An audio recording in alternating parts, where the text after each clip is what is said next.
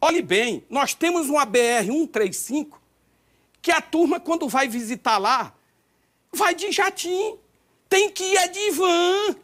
Para ver que tem uma estrada lá que são 4 metros de... O senador pode fazer muito, mas não tem caneta, não. Não tem? Não tem para ordenar uma obra. Um senador, o Tony, com a TV Senado daquela, eu trago recurso federal para o Piauí. Você sacode ao Brasil, que eu sacudo é o Senado da República.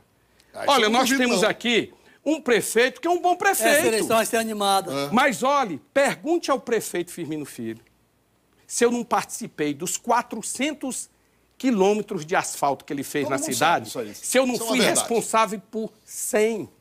Por avenidas importantes. O senhor é candidato. O senhor é candidato por si próprio ou tem chamamento de alguém, de um partido, de uma organização? Quem foi que meteu na sua cabeça ser candidato? É o senhor mesmo? Primeiro, Deus. Quem meteu na sua cabeça? É o momento. Sim, mas eu digo aqui, porque a gente tem que ter os grandes mestres. Deixa eu dizer. Primeiro, eu estou num time bom. Um time de um candidato a presidente, que é uma voz firme, fala o que sente, trouxe a credibilidade, porque o Bolsonaro trouxe a credibilidade do político, pelo menos falar o que sente, não ficar com embromação. Ele fala isso ou aquilo, mas ele fala o que ele sente. Um pré-candidato ao governo do Estado, um homem de mãos limpas, que é o doutor Fábio Sérvio, empresário Fábio Sérvio. Um companheiro de chapa, um homem religioso, um homem da fé, que é o ex-vereador de Teresina, Eliseu Aguiar. Primeiro é isso. Agora, de onde saiu a ideia? Senado. O outro candidato a senador do Bolsonaro, na chapa. o Antônio José Lira. Vereador, quem é o vice? E o ex-vereador... Quem é o vice de Fábio Sérvio? Não está decidido ainda. Né? O partido ainda vai discutir. Certo. Mas deixa eu lhe dizer bem aqui, Pedro. A ideia surgiu de um líder. Por isso que saiu aquela história do possível e do impossível. Todo mundo me chamava para ser pré-candidato a deputado estadual. Um dia, eu estava lá no quintal do Lira, quando eu falei sobre o sul do estado, que eu disse que a BR-135 tinha que ser feito, que a produção do Cerrado, que hoje é de 3,5 milhões de toneladas de grão, podia ser 40, é uma regra de 3 simples, basta passar de produzir 900 mil hectares para 11 milhões de hectares. Ele olhou para mim, Jeová Alencar, presidente da Câmara, olhou para mim e disse: tu vai ser senador da República. Tá aí o preâmbulo, né? E aí deu-se a luz. Quando ele me falou, aquela luz surgiu. Foi naquele dia que o senhor soltou aquele foguete que sai nos vídeos? Não, rapaz, não, foi depois. Foi quando se começou a discutir que Teresina poderia mostrar, através de uma onda do bem, para o interior do Estado, que tinha um candidato diferente. Que não podia ser obrigatoriamente um candidato que foi governador. Vamos aqui e nem que foi um milionário. Vamos falar aqui é um que vem do povo. O povo tem que entender, só um minutinho, Tony, por favor. O povo tem que entender que o grande protagonista desse processo é o povo. Os acordos, os conchavos são feitos na calada da noite, mas não pergunto o povo. Então o senhor sente que o povo está com o senhor? Eu sinto, porque a capital, ela vai levar para o interior. Todo mundo da capital tem alguém no interior. O reflexo vai. Hoje nós temos um ponto chamado redes sociais. Você vai partir da capital para o interior com a bandeira principal da BR-135? Não, eu vou partir para todo o interior. Cada um com sua função, cada um com sua prioridade. O norte, nós temos um turismo. Como é que se faz um turismo sem turista? Não faz. Como é que se faz? Lira, tem algumas questões importantes que a gente está pedindo. Eu sempre gosto de uma expressão, de uma palavra de um autor de novela, que é o Manuel Carlos, que ele diz assim: as minhas novelas são plausíveis. Se a pessoa pular de um determinado andar, ela vai ter que morrer, porque é impossível não morrer. Ele faz isso uma analogia com a novela, com a vida real. E eu trago aqui para a questão da política. O senhor sente a sua candidatura realmente plausível? Eu vou falar aqui, levando em consideração o fato de que, por exemplo, antigamente era curral eleitoral, hoje chamam de colégio eleitoral. O que é o colégio eleitoral? Se não é uma área normalmente dominada... fechada. ...por políticos que dizem assim, você vai ter 1000 votos ali, vai ter 3 acolá, 10 acolá e tal. O senhor vai concorrer contra essa gente. O senhor está sabendo disso? Vou lhe responder primeiro pela história. Colégio eleitoral. Antigamente o deputado chegava e dizia: como é que a gente faz aí, quantos votos vão sair? Falava só com chefe político, né? E mudou. Com o tempo, hoje tem que falar com cada vereador. com cada cabo eleitoral. Não é assim, não? Isso é verdade. Outra coisa. Pulverizou um pouquinho. Vou lhe dar um exemplo.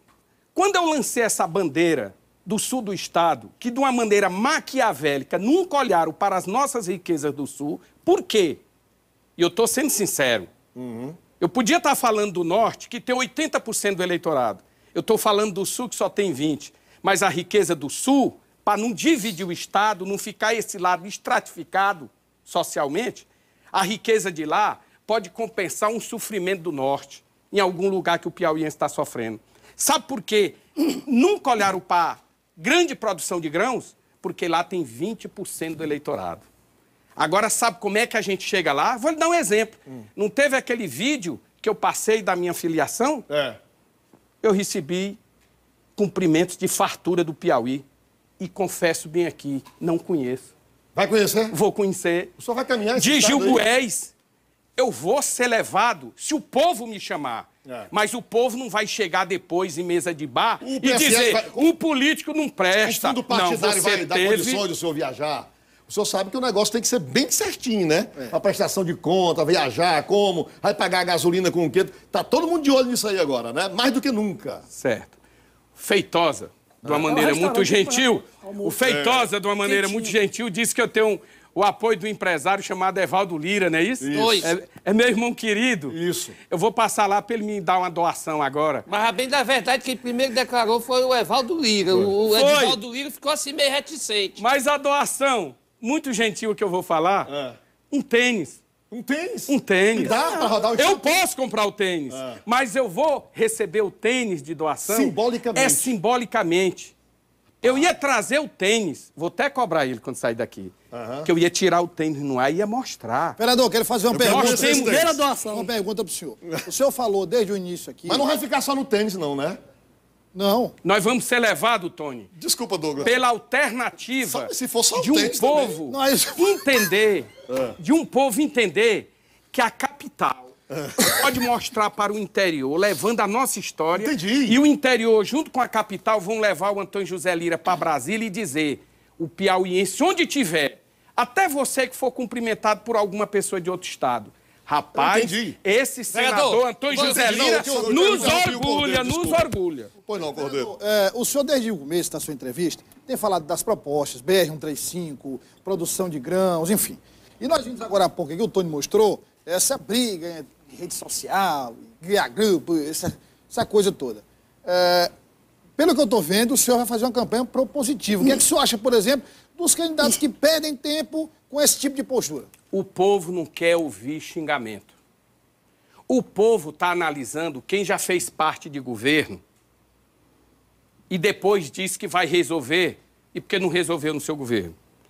O povo não vai votar em quem tem alguma vida lameada, a vida pública na corrupção.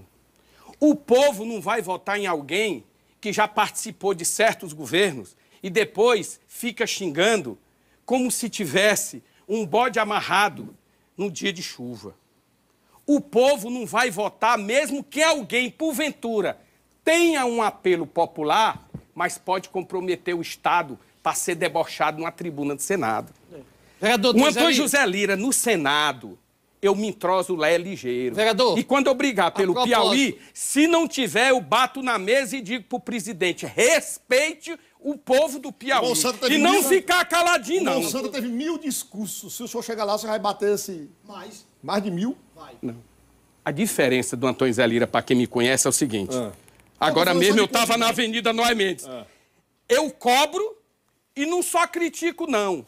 Eu cobro, o gestor come tampado comigo e o principal, eu realizo. Pergunte o prefeito Firmino. Eu cobrava uma coisa de manhã, de tarde e de Presidente do noite. Senado vai comer tampado. Quando ele fazia, eu ia fazer outra. Feitosa. Vereador,